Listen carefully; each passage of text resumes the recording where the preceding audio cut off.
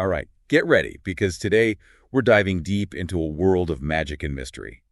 It's The Black Wand, a fictional story by Donald Firesmith. Oh, I love Firesmith. You'll find this gem tucked away in a larger collection of wand lore. Like, think of it as a hidden chapter in a history book, except way more magical. Our mission: to uncover the secrets of this infamous wand and explore all the lore surrounding it. Sounds intriguing already. It is. And get this, the author actually created this whole story just to stir up some conflict. He needed like a super powerful antagonist, and what better than a wand that's just steeped in darkness and danger. That's a great way to create tension in a story for sure. Right. So let's meet our protagonist, Pierce Longarrow. Okay. He's a well-respected wand maker who's made a pretty comfortable life for himself in Old Town, with a shop right on, you guessed it, the street of magic wands and amulets. Catchy name. He seems to cater to more everyday magic users, though, right?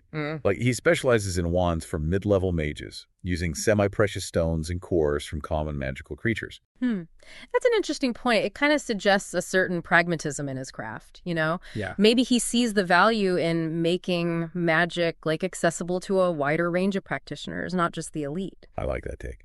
So life's going pretty smoothly for Pierce, until one day, a mysterious stranger walks into his shop. Uh-oh. And right away, there's like this sense of foreboding. The stranger, he comes from the deep desert. His robe is tattered, his face gaunt, and he speaks with this strange accent.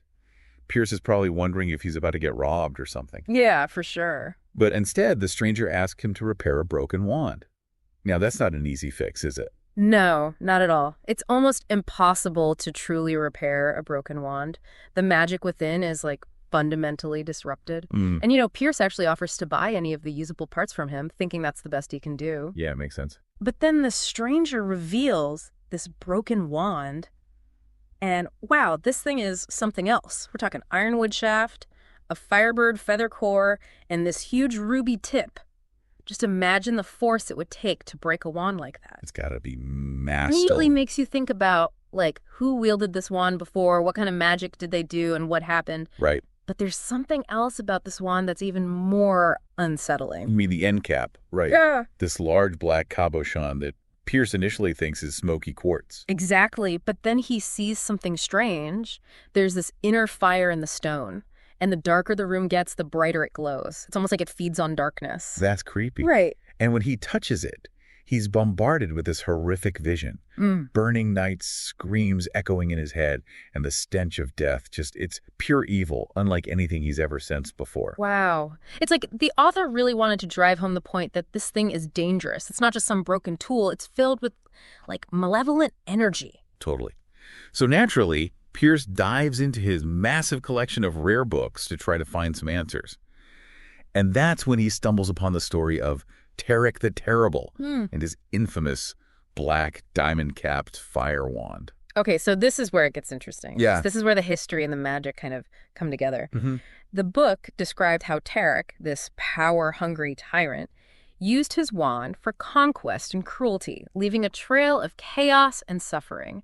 It really makes you think about how power corrupts. Yeah, you have to wonder, did the wand influence him, or was he always going to be that way? Kind of a chilling thought. It is. And it gets even darker because after Tarek dies, his sons fought over the wand, plunged the whole kingdom into chaos. Right. Like, the wand itself became a symbol of bad luck. Yeah. No one dared touch it for fear of being, like, consumed by its evil. It's like the wand was cursed to continue spreading its darkness even after its creator was gone. So this is where it gets really interesting.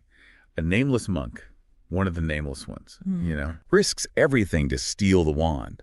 He flees to the Granite Mountains, hoping to escape with it. But before he's captured, he chooses to take his own life rather than surrender it. It shows you how powerful and dangerous this wand is. Even a selfless monk, someone devoted to peace, saw suicide as the only way to stop it from falling into the wrong hands. That's intense. But the big question is, what happened to the wand after the monk's death? Right. Well, this is where the stranger's story takes an even more ominous turn. Okay. He tells Pierce about discovering the wand in a hidden cave deep in the treacherous Granite Mountains.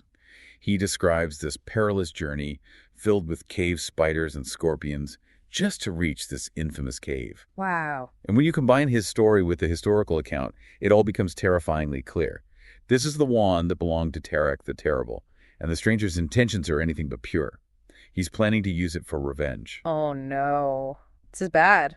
It is. This revelation puts Pierce in a really, really tough spot. His oath as a wand maker compels him to repair wands. But this wand represents a threat unlike anything he's ever encountered. Yeah, what's he gonna do? I mean, the stranger even threatened to kill him if he told anyone about the wand. Yeah, this is serious. He's in real danger, not just from the wand itself, but from this guy. It's heavy stuff. Yep. And it's not like he can just call the magical authorities, right? Who knows what this guy would do? So what does Pierce do? He makes a really difficult decision. What's that? He casts a super powerful compulsion spell. Whoa.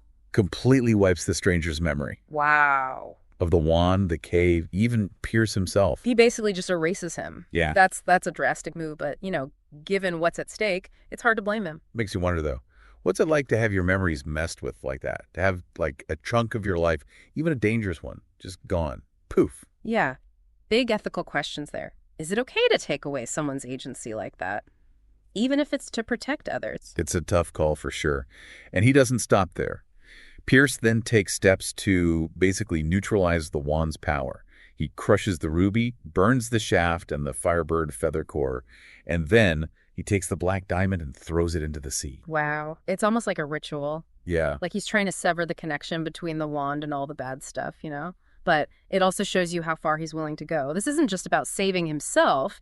It's about protecting everyone from this thing. That's true.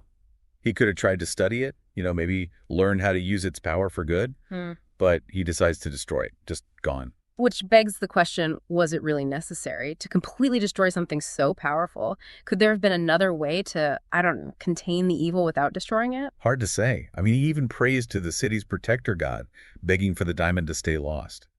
Really shows you how scared he is and how much responsibility he feels for all this. Right. It highlights the burden of knowledge, right? Once he knows what this thing is, he can't just ignore it. Yeah. He has to act. And that action comes with a price. He's taking on a decision that most people would never have to face. Yeah, tough stuff.